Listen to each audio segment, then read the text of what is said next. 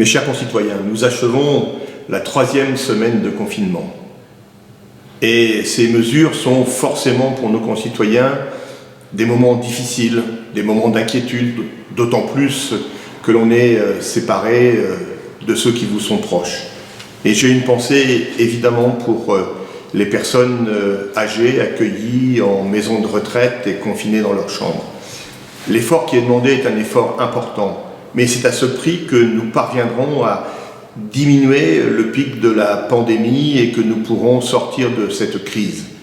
En attendant, à la fois il faut aider les aidants en restant chez soi, c'est le thème de la campagne que nous avons lancée pour sensibiliser nos concitoyens, pour vous sensibiliser, et puis de mettre en œuvre toute une série de gestes de solidarité.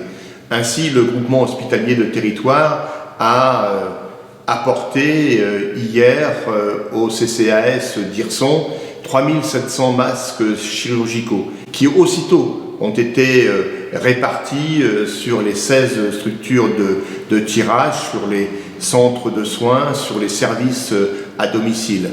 Et puis hier, j'ai demandé à l'entreprise AML de nous donner les dernières surblouses dont ils disposaient pour l'accueil de personnes dans l'entreprise afin de les porter au docteur Nato, responsable des urgences, pour grossir un peu les surblouses dont ils ont besoin dans le service des urgences.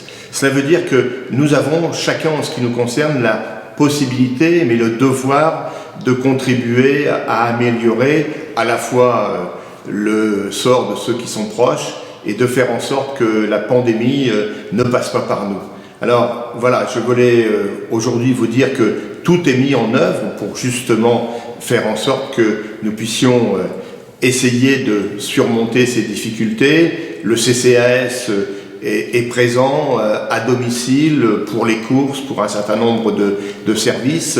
J'ai également demandé au préfet une dérogation pour que le marché du lundi puisse être réouvert pour quelques producteurs locaux. Bref, chacun à sa place, nous parviendrons, j'en suis persuadé, à vaincre le Covid-19.